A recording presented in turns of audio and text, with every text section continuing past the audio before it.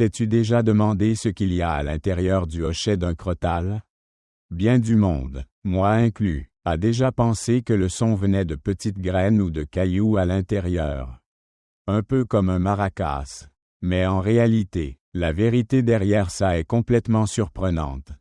Voici un vrai hochet. Quand tu l'ouvres, à l'intérieur, c'est vide, pas de cailloux, pas de grains de sable, rien du tout qui cogne.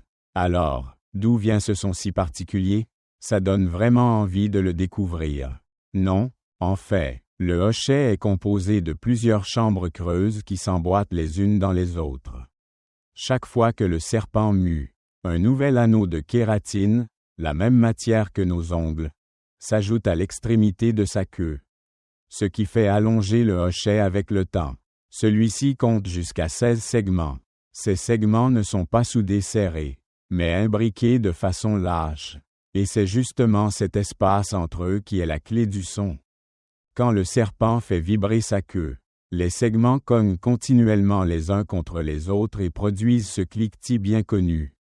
Si tu le secoues doucement à la main, ça sonne plutôt comme quelques petites pierres qui se frappent entre elles. Lentement, mais ce serpent-là est capable de faire vibrer sa queue à une vitesse incroyable, jusqu'à 50 à 100 fois par seconde. À cette vitesse-là, le son n'a plus rien à voir avec de simples clics espacés. Ça devient un bourdonnement intense. Presque comme un essaim d'abeilles en furie. C'est ça, la cloche d'alarme que la nature a donnée à ce serpent pour avertir du danger. Parfois, quand on passe à côté sans s'y attendre et que ça se met à vibrer d'un coup, ça nous fait sursauter solide. Le bruit du hochet, c'est pas juste un son au hasard.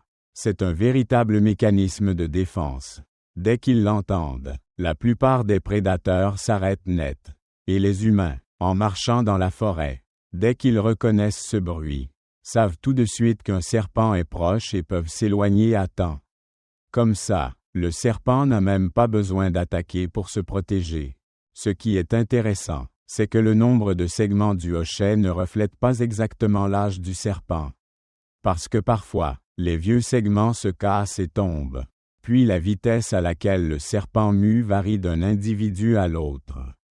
À partir d'une structure qui semble toute simple, le hochet du crotale est devenu une véritable cloche d'alarme, parfaite dans la nature.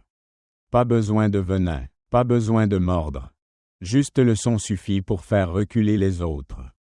Et toi, quel son de la nature t'intrigue le plus? Partage-le dans les commentaires. Puis n'oublie pas de t'abonner pour continuer à explorer avec moi les mystères du monde animal.